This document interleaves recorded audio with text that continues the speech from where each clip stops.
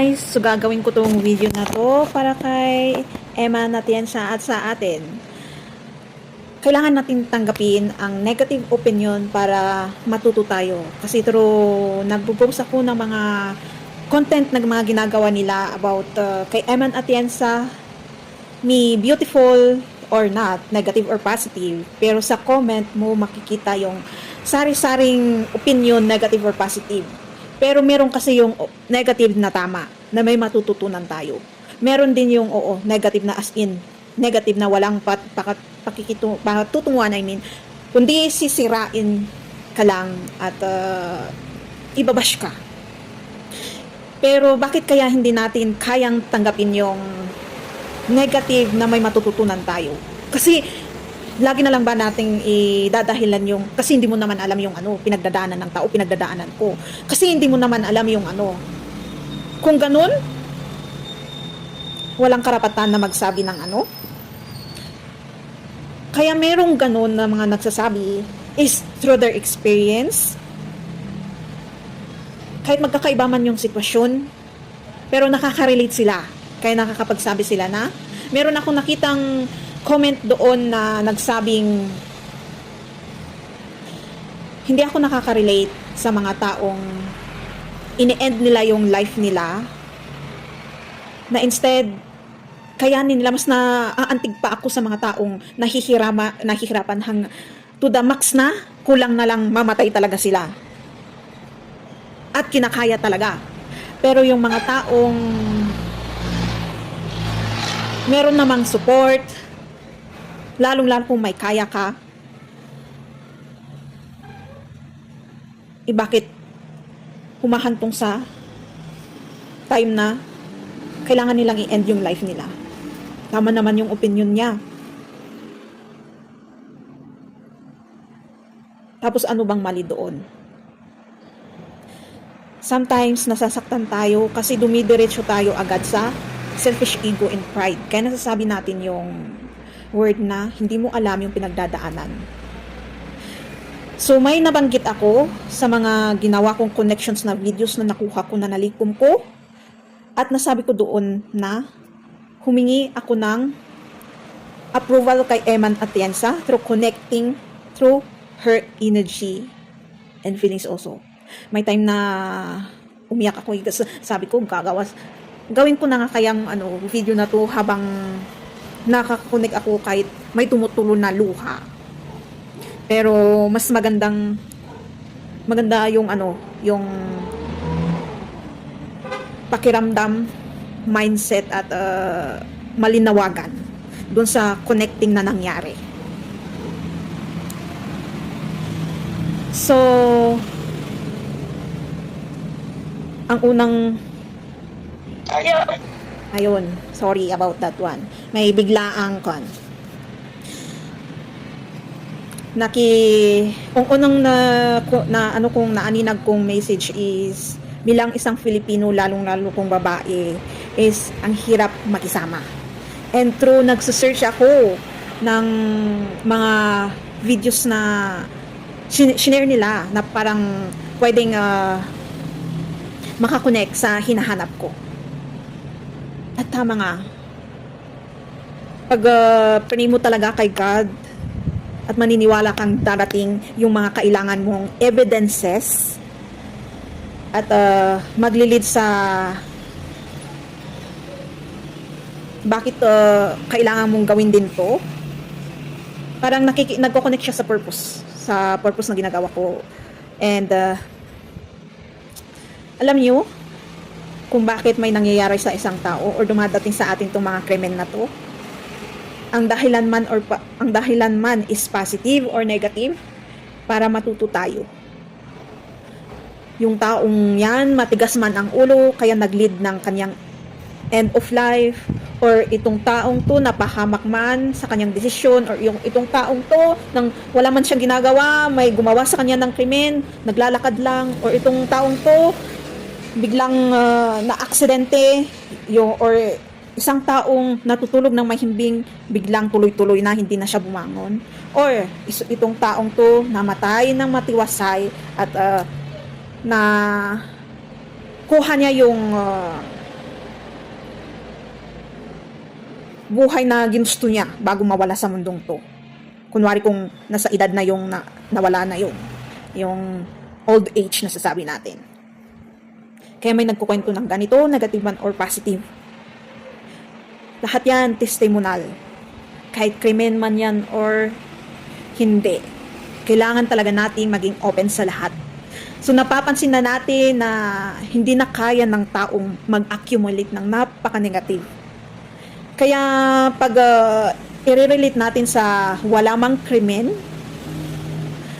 ipunta natin sa desisyon, paano i-guide ang isang anak kung isa kang magulang or teacher or anumang professions dan bilang isang leader din na nag-govern sa tao. Kaya nangyayari ito sa bansa or nangyayari ito sa loob ng pamilya kasi hindi na talaga natin kaya na ma-accumulate ng negative pressures na idadagdag sa sarili nating problema sa sarili natin. Ang unang-unang sasabihin ko dito is I think kay Eman Atienza, kaya andun siya sa peak na hindi niya maintindihan yung sarili niya, hindi niya alam ang gagawin niya sa sarili niya, nandun siya sa cutting off curse. Yung generational curse na nagpapasa-pasa. Kasi seems so familiar din yung ganun na sitwasyon, yung hindi mo talaga alam ang gagawin mo, hindi mo alam kung sige iiyak mo, mababawasan ba? Minsan umiyak ka, pero parang hindi naman nabawasan, hindi na-release. Parang meron ka pang hinahanap na hindi mo maintindihan na. Hanggang gagawin mo yung healing your pains and traumas, developing your personality. Kasi kulang din tayo sa development of personality, lalo-lalo sa mga adult age. Dahil, isang rason yan is, kulang tayo sa edukasyon, lalong-lalo sa spiritual. Yung edukasyon na yan, hindi lahat sa materialistic world kasi. Dapat meron yung spiritual. Kasi yun yung pinaka-importante. Katulad ng generational curse na to, related sa spiritual, teaching ng Diyos. Kung ano yung 10 Commandments, kung ano yung protection sa noo na sinasabi nila. Kasi marami hindi pa nakakapag-intindi nun. At ano yung beast na yun na sinasabi nilang tinanggap ng mga tao. Nung unang-una pa, tinanggap natin yan. Yung mga ancestors natin. Yung kasalanan na yan. Yung 7 deadly sins.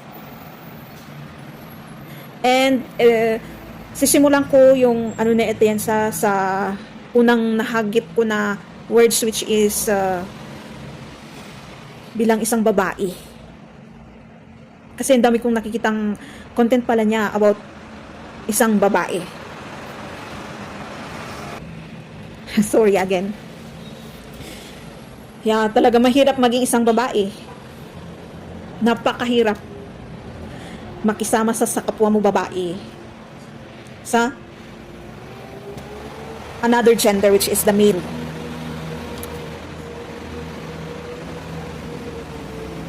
Kahit anong i-prove natin na worth natin kung yung taong yun hindi niya nakikita. So iilan na lang ang alam kong anong worth ng isang lalaki at babae na balance nila. So makikita mo naman na sa ganung mga tao is may respeto siya bilang isang, kung lalaki siya may respeto siya sa kapwa niya lalaki at sa other gender which is female, or pag babae siya same gender tapos the other gender male. So ito yung sabihin ko na yung unang nahagip ko na message, tapos naririnig ko sila through my intuition, nag-spark siya na parang gumaganon, parang may tumatalon sa likod dito. Doon ganun ako nakikiconnect kahit sa ating ama or ina na Diyos, kasi wala siyang intimate gender actually ang Diyos. Sorry again. Nagla-live ako sa isang cellphone ko alam niyo yung live tapos may tatawag ayan. At habang kasi naboboard ako gaganon ko lang yung screen, titignan ko, 'di ba? Di gagawa na lang ako ng video. So I hope start na nating educate yung bawat isa. Yung merong sasalungat talaga kasi depende nga sa level. Bilang isang babae, lalo-lalo kung Filipino ka din, And ang hirap makisama. At yung sitwasyon niya bilang isang bipolar, yun yung unang-unang narinig ko sa kanya through my intuition. Especially when you grown with a different kind of culture. Diba? Ang culture ng isang Filipino is medyo conservative, pero sa US or sa ibang country is open. So, sa tingin ko sa atin bilang sa babae, better let's not act like alive, carefree. Kasi iba ang isip ng lalaki ngayon eh. Kahit manamit ka pa virgin or iba na ang nila, basta pag interesado sila sa iyo. Nakakatakot ang panahon ngayon. Kaya bilang isang magulang, turuan niyo mabuti yung anak niyo, lalong-lalo yung mga lalaki. At yung babae din. Be modest. Na as much as possible, umiwas na lang. Kasi maglilid ng harassment.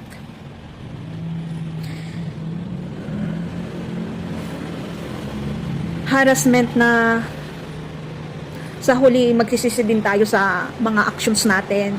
Kung siguro hindi ganito ako ka open, sabihin mo ng wild. Kasi alam mo naman doon sa Western Europe,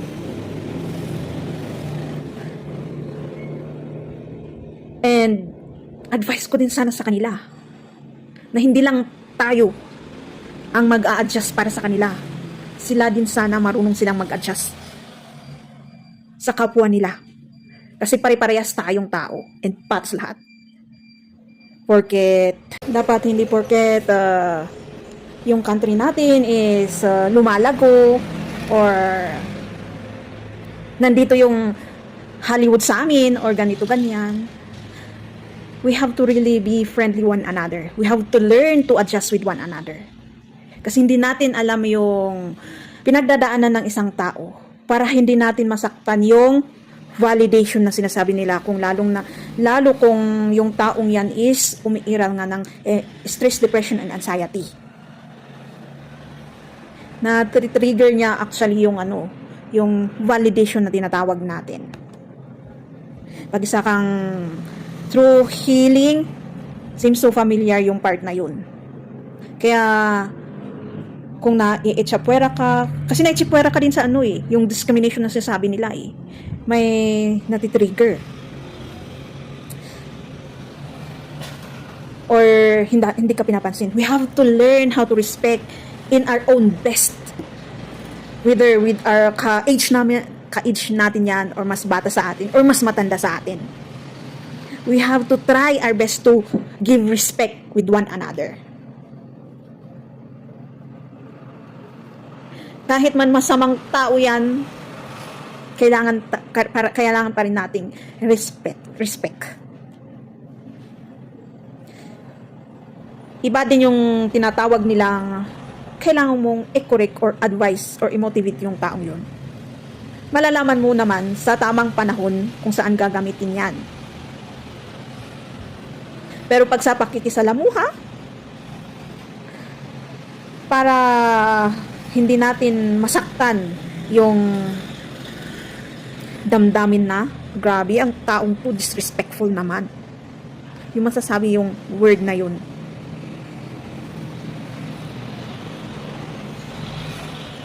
Meron kasi hindi maintindihan sa aura ng tao yung siguro yun yung thinking too high to itself.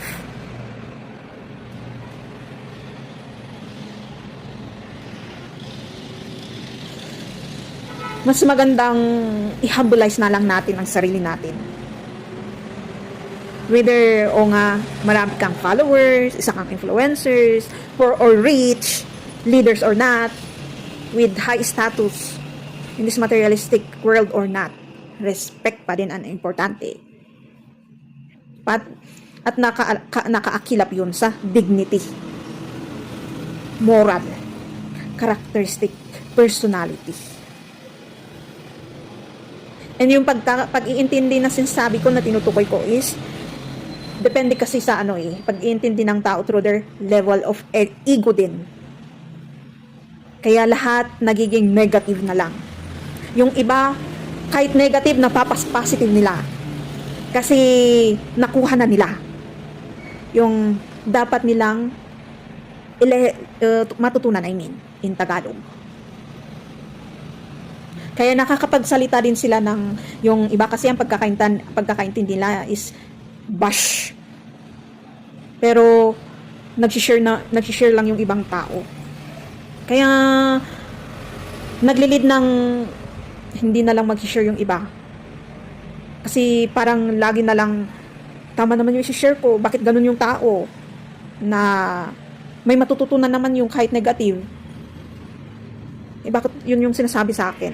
Kailangan din nating palawakin ang understanding, patient, and more. Hintayin natin sila na sila din mismo ang makatuklas na hindi sa lahat ng bagay is ipapairal mo yung ego mo. Ano nga ba yung ego na yan na lagi nating naririnig or lagi nilang sinasabi? Or tinutukoy ko din. Kunwari sinabi nila na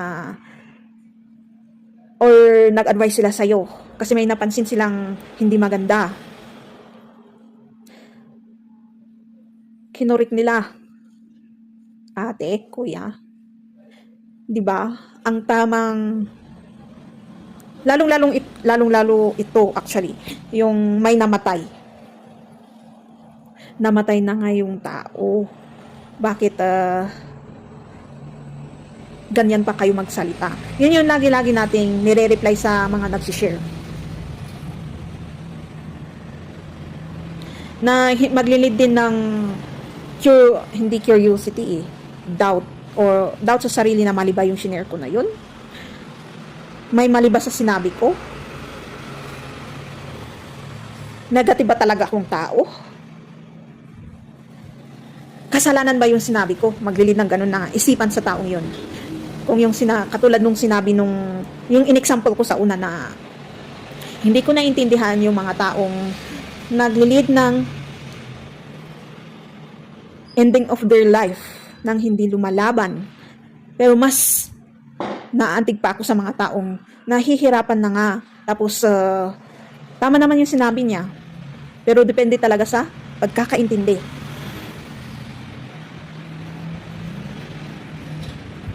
At depende rin sa'yo na nakakaano doon.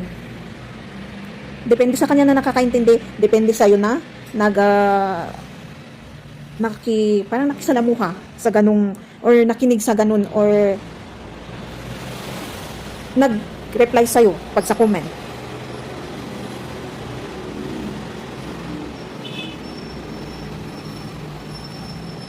Na maglilid ng I think I wanna shut up. Lahat na lang ng sasabihin ko hindi maganda. Ganyan din sa sharing sa Bible, di ba? Lahat sasabihin, tumahimik ka dyan. Kahit hindi nila sinabi na tumahimik, lahat pinapalpit, lahat dinidiscriminate ng sasabi mo, lahat parang nire-revise, ginagaslight. Ayan.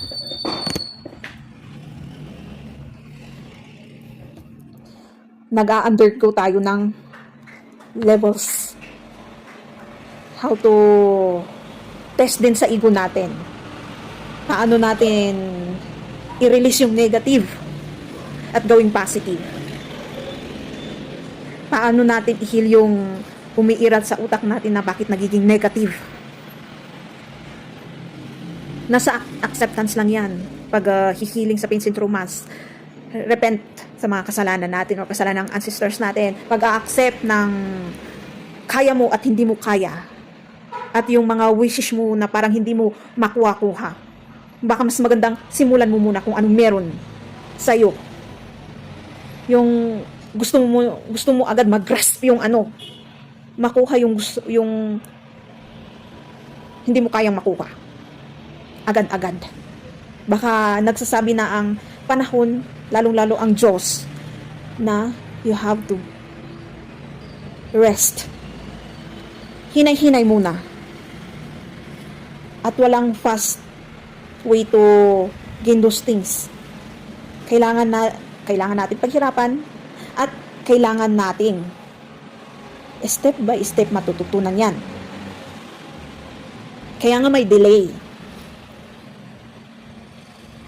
Pati yung healing. Pati yung cutting off generational curse. Step by step. Pati yung removing yourself from too much selfish egoistic. May levels yan para dami mong i-accept. Naakala mo na-accept mo na lahat. Meron pa pala. Nakala mo natutunan mo na lahat or akala mo nakayanan mo lahat ng test pero meron pa palang test na darating na. Ay, oo nga no. Makakapag-realize ng ganun sa'yo. Makakapag-realize ng learning. So, sa atin, bilang isang babae, ingat-ingat na lang tayo sa pakipagsalamuha sa mga lalaki ngayon. As we are girls lost, sila din. Wala tayong laban sa mga lakas na gift ng Diyos sa kanila na hindi nila ginagamit sa tama, kundi ginagamit nila sa pang-aabuso sa ating mga babae. And merong magre-relate na video sa sinasabi kong to. Grabe, nung unang pumunta ako sa channel niya, nung nakita ko tong video na to na napanood ko, through reaction sabi din nung video na yun, through the reaction, may nangyari talaga. Tapos yung intuition ko, gaganon talaga mas malakas kaysa yung narinig ko na bilang isang babae, mahirap makisama.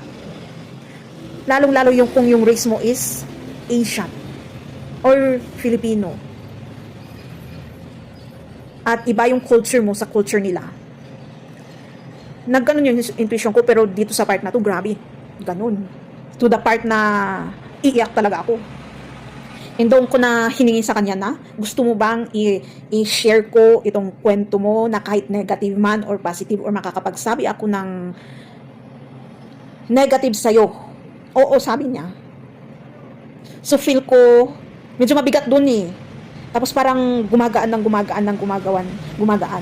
Big sabihin, she's already free. Nasabi niya ang gusto niyang sabihin. At sinasabi natin yan. Sinasabi ko bilang isang purpose walker and messenger. At sinasabi din nung ibang nagko-comment at nagumagawa ng content tungkol sa kanya. Positive man yan or negative. Na naglilid ng learning. Malaya na siya. And wish her luck at her next life.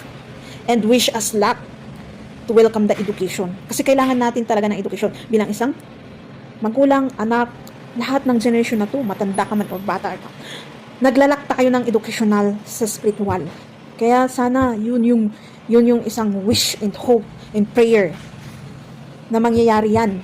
Kasi kung meron talagang education, lagi ko rin narinig ko din yan kay Yuming Long actually. Nung nakikonek ako sa kanya.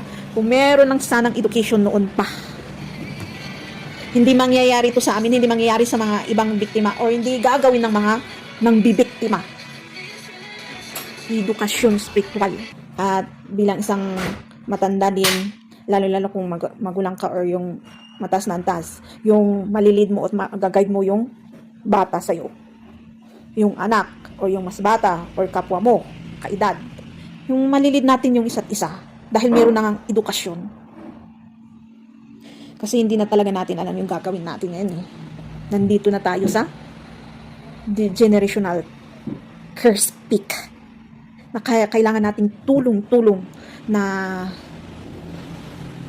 tulungan ang bawat isa sa atin. Na kahit mahirap, ipilit natin yan. Ipilit natin yan. Kahit pag-pray nga pala sabi sa Bible, sa James, na pwede palang ipilit yung prayer para mawakasan yung boundaries and limitation na parang may blocks na nakaharang na bakit hindi ka makapag-pray. Baka pati yung repent. Kaya bakit hindi tayo makapag-repent or accountable? Or kung bakit hindi tayo makakonect sa Diyos. At hindi natin maayos-ayos yung sarili natin at relationship natin sa Kanya. Sana yung edukasyon na yan